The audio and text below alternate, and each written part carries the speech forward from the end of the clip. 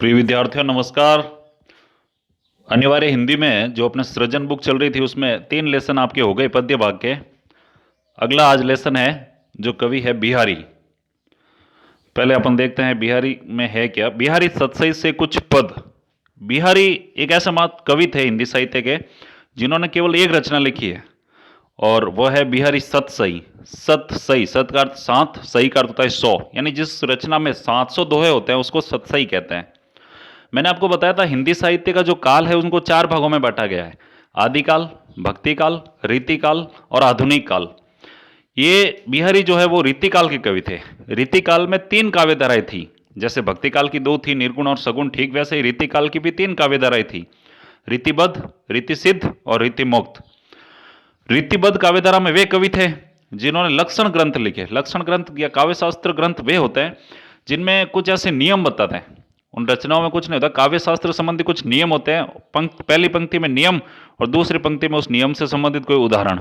तो ऐसे ग्रंथों की जो रचना करते हैं उनको लक्षण ग्रंथकार कहा जाता है और उनको कवि नहीं आचार्य कहते थे। तो रीतिकाल की 3 काव्यधाराएं थी। रीतिबद्ध, रीतिबद्ध में वे कवि थे जिन्होंने ऐसे लक्षण ग्रंथ लिखे हैं। एक थी रीति सिद्ध। रीति सिद्ध में वे कवि थे जिनको लक्षण ग्रंथों का ज्ञान तो था लेकिन उन्होंने कई लक्षण ग्रंथ लिखा नहीं, बल्कि उनकी रचनाओं में कई कई लक्षण ग्रंथों के जो नियम है, उदाहरण है, वो स्वतः ही आ गए। और रीति मुक्त काव्यधारा के वे कवि थे जिन्होंने कोई न तो लक्षण ग्रंथ लिखा है और न ही उनकी तरफ ध्यान दिया है, केवल अपने हृदय के मनोभावों को अपने शब्दों के माध्यम से व्यक्त किया है। बिहारी जो थे वो रीति सिद्ध कवि काव्यधारा के कवि थे। रीतिबद्ध के कई कवि थे, चिंतामणि है, मतीराम है, और रीति मुक्त के भी कई कवि हैं, घनानंद, बोधा, ठाकुर, आलम। लेकिन रीति सिद्ध काव्यधारा का केवल एक कवि है और वह है बिहारी। बिहारी का परिचय देखते हैं अपन। इनका जन्म 1595 ईस्वी में हुआ और मृत्यु सन 1663 ईस्वी में। गागर में सागर भरने वाले। गागर में सागर, इसका अर्थ होता है गागर यानी मटका, सागर यानी समुद्र, कि पूरे एक घड़े के अंदर पूरा समुद्र भर देना, यानी कम शब्दों में अधिक बात कह देना। तो बिहारी ने यही किया है, अपने प्रत्येक दोहे में कम शब्दों में अधिक से अधिक बात कहने का प्रयास किया है। कि गागर में सागर भरने वाले रीतिकाल के महान कवि बिहारी का जन्म ग्वालियर के निकट बसवा नामक गांव में हुआ था। इनके पिता का नाम केशव राय था। उन्होंने आमेर के राजा मिर्जा जयसिंह के दरबार में पहुंचकर अल्पवयस्का रानी के मोहपास में राज करते हुए भूले राजा को एक दोहे के द्वारा सावचेत किया था। ये बिहारी कई जो है आश्रयदाताओं के आश्रय में रहे थे। जैसा मैंने आपको पहले बताया था, रीतिकाल के कई कवियों का उद्देश्य यही था, किसी प्रकार राजा के आश्रय में रहना और राजा के गुणगान गा करके या राजा की रुचि के अनुसार काव्य रचना करके राजा को खुश करना और उनसे इनाम प्राप्त करना। तो बिहारी भी कई राजाओं के आश्रय में रहे थे। एक बार ये जयपुर के राजा मिर्जा जो सवाई जयसिंह थे उनके दरबार में आए अपनी व्रति लेने के लिए। व्रति बांध दी जाती थी उस समय कवियों की, तो वो व्रति लेने के लिए आए। जब ये आए तब उन्होंने देखा कि मिर्जा राजा जयसिंह जो है वो अपनी अल्पवयस्क रानी, अल्पवयस्क का अर्थ होता है कम उम्र की, यानी जिनकी उम्र कम थी, उस रानी से उन्होंने शादी की और उसी रानी के मोह में वो जो है राजमहलों में व्यस्त थे। कभी उस रानी के महल से बाहर आकर प्रजा की सूध बूध नहीं लेते थे, प्रजा की क्या हालत है उनसे राजा को कोई लेना देना नहीं रहा। तब बिहारी ने क्या किया, एक दोहा लिखा और दोहा लिख करके उस राजा तक पहुंचाया। उस दोहे में लिखा कि नहीं पराग नहीं मधुर मधु, नहीं विकास इह काल, अली कली हिस्सो बंध्यो, आगे कौन हवाल। कि नहीं पराग, पराग यानी जो फूलों का रस होता है, नहीं मधुर मधु, नहीं अभी तक मीठा शहद है, फिर भी अली कली हिस्सो बंध्यो, फिर भी जो अली यानी भंवरा है वो कली यानी उस फूल से ऐसा बंध गया, अर्थात फूल में अभी तक मधुर मधु यानी शहद भी नहीं है, रस भी नहीं है, फूल पूरी तरह से विकसित भी नहीं हुआ है, फिर भी भंवरा जो है वो फूल में ऐसे आसक्त हो गया है, ऐसे बंध गया है कि अब आगे कुछ कहा नहीं जा सकता। अर्थात वो रानी अल्पवयस्क कम उम्र की रानी थी, उसके मोह में भी राजा जय सिंह ऐसे फंस चुके थे कि उनका वो प्रजा के प्रति उनके जो कर्तव्य थे उनको वो भूले जा रहे थे। वो दोहा जैसे सवाई जयसिंह ने पढ़ा तो रानी और सवाई जयसिंह दोनों बहुत खुश हुए उस दोहे को पढ़ करके, और खुश होकर के उन्होंने बिहारी को काली पहाड़ी नामक पूरा गांव दान में दे दिया था। तो काव्यपार के राजा ने उनका सम्मान किया, वो अपने दरबार में सम्मानजनक स्थान दिया। बिहारी ने सतसई की रचना की। कवि ने भक्ति, नीति, श्रृंगार, प्रकृति चित्रण, ज्योतिष एवं बहुआयामी ज्ञान पर आधारित दोहों की रचना कर अक्षय कीर्ति अर्जित की। यानी उन्होंने जो बिहारी सतसई लिखे है उसमें भक्ति के दोहे भी है, नीति यानी अच्छे आदर्श आचरण की बातें भी कही गई है, श्रृंगार यानी नायिका के सौंदर्य का वर्णन भी है, प्रकृति का चित्रण भी है और ज्योतिष, कई ऐसे दोहे हैं जिनमें देखने को मिलता है कि बिहारी को ज्योतिष का भी बहुत अच्छा ज्ञान था। तो ऐसे कुल मिलाकर भक्ति, नीति और श्रृंगार की त्रिवेणी में बहते हुए ये जो दोहे हैं उनकी उन्होंने रचना की है। वे निम्बार्क संप्रदाय में दीक्षित हुए तथा राधा कृष्ण की भक्ति की। उनकी रचनाओं में उक्ति वैचित्र्य प्रत्येक पंक्ति में कुछ विशिष्ट विचित्र दिखता है। अन्योक्ति यानी जो पंक्ति कही गई है उससे अलग कोई अर्थ निकलता है। अर्थ गांभीर्य यानी अर्थ की गंभीरता, अर्थ विस्तार आलंकारिकता यानी अर्थ कम शब्दों में एक बहुत व्यापक इनके शब्दों में से अर्थ निकलता है, तथा कल्पना की समार शक्ति का विलक्षण समावेश है। उनकी समार शक्ति के कारण ही कहा गया है कि सतसैया के दोहरे ज्यो नावक के तीर देखन में छोटे लगे घाव करे गंभीर। ये दोहा जो है वो महावीर प्रसाद द्विवेदी ने कहा था कि सतसैया के दोहरे, सतसई यानी बिहारी सतसई के, दोहरे यानी दोहे, ज्यो यानी जिस प्रकार, नावक के तीर यानी छोटे छोटे तीर होते हैं जिनको ऐसे छोटी नली में से चलाया जाता है। छोटी सी नली होती है बंदूक जैसे, उसमें से छोटे तीर चलाया जाता है, उसको नावक कहते हैं। छोटा जो तीर होता है उसको देखने में छोटे लगे, कि जो नावक के जो तीर होते हैं बाण, वो दिखने में बहुत छोटे लगते हैं लेकिन घाव करे गंभीर, लेकिन चोट बहुत गहरी पहुंचाते हैं। ठीक उसी प्रकार बिहारी के जो दोहे हैं वो दिखने में छोटे हैं लेकिन उनका अर्थ बड़ा ही व्यापक है। प्रस्तुत पाठ में बिहारी के भक्ति, नीति एवं श्रृंगार के दोहे लिए गए हैं। कवि सांसारिक बाधाओं से मुक्ति हेतु राधा जी की आराधना करता है, तो दूसरी तरफ अपने प्रभु श्री कृष्ण को उपालंब यानी उल्हाने देता है कि आपको भी संसार की हवा लग गई है। मुक्त आत्माओं के सानिध्य से अधम भी मुक्त हो जाता है। अधम यानी पापी, यानी जो मुक्त आत्माओं यानी सत्संगति में रहता है तब एक पापी व्यक्ति भी मोक्ष को प्राप्त हो जाता है। श्री कृष्ण की बातों का आनंद रस पाने के लिए गोपियां उनकी मुरली छिपा लेती है। वन में कृष्ण के आते ही बिना वर्षा के ही मोर नाचने लग जाते हैं। नायक व नायिका भरेश भवन में संकेतों से वार्तालाप करते हैं, जिन्हें वस्त्रों में नायिका ऐसे सुशोभित हो रही है जैसे सागर में कल्प वृक्ष की डाल। इन सब से संबंधित दोहे आपके सिलेबस में नीचे दिए गए हैं।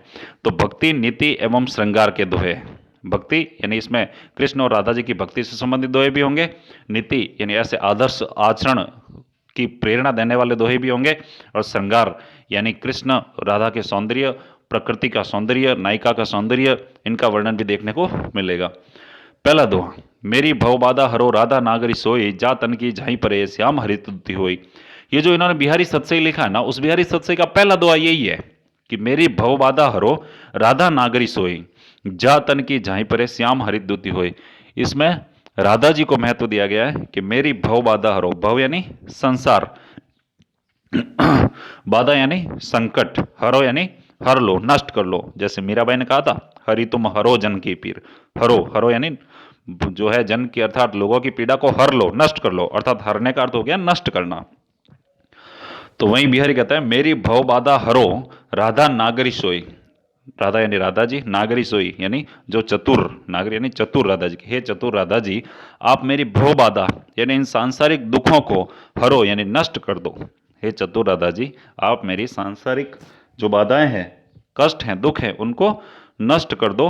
जा तन की झाई परे श्याम हरित दूती हुई, क्या आपके शरीर की, तन यानी शरीर की झाई यानी परछाई, परे यानी पड़ने से ही, श्याम यानी कृष्ण, हरित यानी हरे रंग के, द्युति यानी चमक के समान हो यानी हो जाता है। कि आप इतने महान हैं कि आपके गोरे रंग की परछाई पड़ने से, तन यानी शरीर के, आपके शरीर के गोरे रंग की परछाई पड़ने से श्याम यानी कृष्ण भगवान भी हरित द्युति हुई यानी हरित द्युति के समान चमकदार बन जाता है। हरित द्युति एक चमकदार पदार्थ होता है कि आपके शरीर की गोरे रंग की परछाई पड़ने से जो काले रंग के कृष्ण भगवान है वो भी हरित द्युति के समान चमकदार हो जाते हैं। अगला देखिए, तो पर वारो उर्वशी सुनी राधिके सुजान, तू मोहन के उर्वशी हुए उर्वशी समान। तो पर, तो यानी तुझ पर, वारो यानी न्योछावर, उर्वशी यानी उर्वशी, एक जो अप्सरा थी, सुंदर अप्सरा उर्वशी नाम की, सुनी राधिके सुजान, सुनी यानी सुनिए, राधिका यानी राधिका जी, सुजान यानी चतुर, तू मोहन की उर्वशी वह उर्वशी समान। इसमें वैसे यमक अलंकार का प्रयोग है। यमक अलंकार में शब्द जो होता है एक ही होता है लेकिन उसके कई अलग अलग अर्थ निकलता है। यहाँ उर्वशी शब्द अनेक बार आया है लेकिन उर्वशी शब्द एक है लेकिन उनके अर्थ अलग अलग हैं।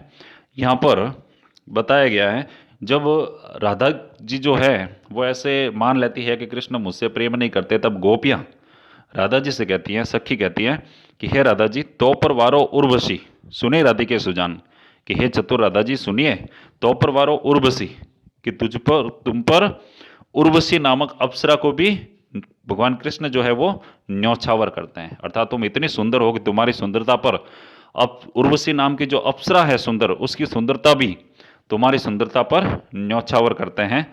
तू मोहन के उर्वशी है। हे राधा जी, आप तो मोहन यानी कृष्ण के उर यानी हृदय में बसी यानी बसी हुई हैं। आप तो भगवान कृष्ण के हृदय में बसी हुई है। किस प्रकार हुए? उर्वशी समान। तीसरा जो उर्वशी शब्द लिखा है वो एक उर्वशी नाम का आभूषण होता है जो हृदय में गले में धारण किया जाता है। तो यही कहा है कि तू भगवान श्री कृष्ण के हृदय में बसी हुई है, वह उर्वशी समान। किस प्रकार? उस उर्वशी आभूषण के समान जो तू है वो भगवान कृष्ण के हृदय पर बसी हुई है। कि तो परवारो उर्वशी सुनी राधे के सुजान, तो मोहन के उर्वशी हुए उर्वशी समान। हे चतुर राधा जी सुनिए, तुम्हारी सुंदरता पर उर्वशी अप्सरा की सुंदरता भी न्यौछावर है, और आप तो भगवान श्री कृष्ण के हृदय में उर्वशी आभूषण के समान बसी हुई है। अगला है, बंधु भय का दिन के को तारियो रगिराई, टूठे टूठे फिरत हो झूठे बिरद कहाई। इसमें बिहारी जो है ये ऐसा मानते हैं कि भगवान श्री कृष्ण को मैं अब उपलम यानी उल्हाने देता हूं, ताकि वो कैसे भी करके मेरी ओर एक बार जरूर दृष्टि डालेंगे। कि बंधु भय का दीन के, बंधु यानी मित्र, भय यानी बन के, दीन यानी गरीब के, को तारियो रघुराई, को तारियो यानी किसको, तारियो यानी तारना, उद्धार करना, रघुराई यानी भगवान। कि हे भगवान, आप वैसे तो गरीबों के मित्र कहलाते हैं, लेकिन गरीबों के मित्र कहलाने के बाद भी आपने किसका उद्धार किया है? अर्थात केवल आप कहलाने मात्र के गरीबों के मित्र हैं, लेकिन अभी तक आपने किसी गरीब का उद्धार नहीं किया है। टूठे टूठे फिरत हो झूठे विरद काहे। टूठे टूठे फिरत हो यानी घमंड में जो है मग्न होकर फिरते यानी घूमते रहते हो। झूठे विरद काहे, झूठे यानी झूठे, विरद यानी प्रशंसा, काहे यानी कहलाकर या पाकर। आप जो है वो दीन बंधु नाम की झूठी प्रशंसा पाकर घमंड में घूमते रहते हो, लेकिन अभी तक आपने सच्चे अर्थों में किसी भी गरीब का जो है उद्धार नहीं किया है। यहां पर भगवान को उल्हाने दिए गए हैं। अगला है, कब को टेरतु दीन रट होतन श्याम सहाई, तुम हो लागी जगत गुरु जग नायक जग बाई। इसमें बिहारी कहते हैं कि हे भगवान, कब को यानी कब से, टेरतु दीन रट, दीन यानी गरीब की आवाज में, टेरतु यानी पुकार रहा हूं। कि हे भगवान, मैं गरीब की आवाज में कब से आपको पुकार रहा हूं, होतन श्याम सहाई, लेकिन हे श्याम, हे कृष्ण, न सहाई मतलब आप मेरी सहायता नहीं कर रहे हो। कि मैं कब से एक गरीब की तरह आपको पुकार रहा हूं, लेकिन आप मेरी सहायता नहीं कर रहे हो। इसलिए अब तो ऐसा लग रहा है कि तुम ही लागी जगत गुरु जग नायक जग बाई। तुम ही लागी यानी तुम्हें भी लग गई हैं जगत गुरु के, हे जगत गुरु, जग नायक यानी जग के स्वामी के, हे जगत गुरु, हे जग के स्वामी, तुम्हें भी लग गई हैं क्या? जग बाई, जग यानी संसार, बाई यानी हवा। कि हे भगवान, अब तो ऐसा लग रहा है, हे जगत गुरु, हे जग के स्वामी, अब ऐसा लग रहा है कि आपको भी इस जगत की हवा यानी संसार की हवा लग चुकी है। अर्थात आप भी इन सांसारिक लोगों की तरह स्वार्थ हो गए हो।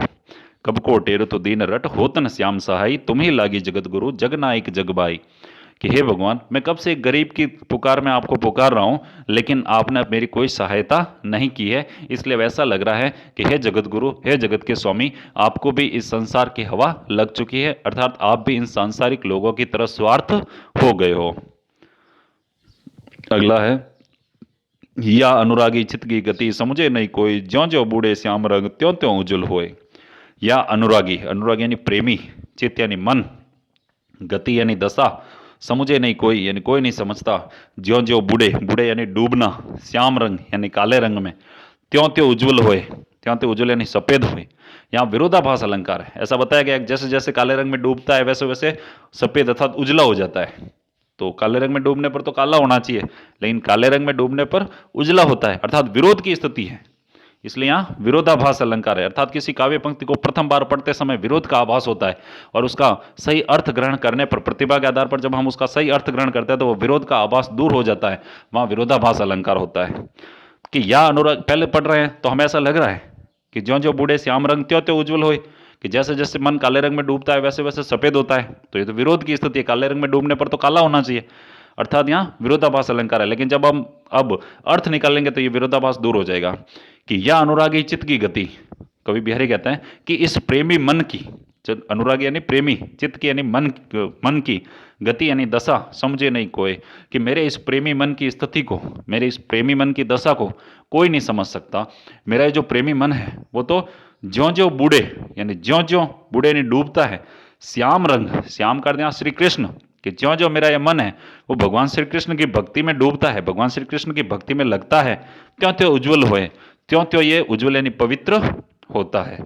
तो यहाँ जो विरोध था वो दूर हो गया, अर्थात यहाँ विरोधाभास अलंकार का प्रयोग हुआ है कि या अनुरागी चित्त की गति समझे नहीं कोई, ज्यों ज्यों बूढ़े श्याम रंग त्यों त्यों उज्जवल होए, कि कवि बिहारी कहते हैं कि मेरे इस प्रेमी मन की स्थिति या दशा को कोई नहीं समझ सकता। मेरा ये प्रेमी मन तो ज्यों ज्यों भगवान श्री कृष्ण की भक्ति में डूबता है, भगवान श्री कृष्ण की भक्ति में ध्यान लगाता है, वैसे वैसे उज्जवल अर्थात पवित्र होता है।